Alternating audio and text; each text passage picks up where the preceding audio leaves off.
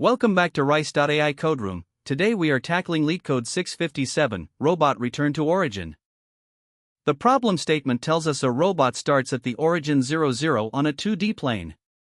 We are given a string of moves, which can be R4 right, L4 left, U4 up, and D4 down. We need to figure out if the robot returns to the exact starting position after completing all its moves.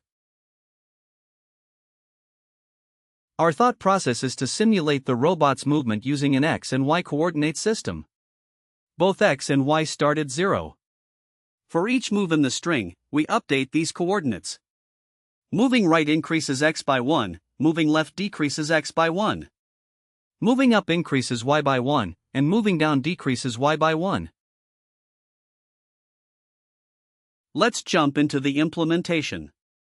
We initialize integers X and Y to 0.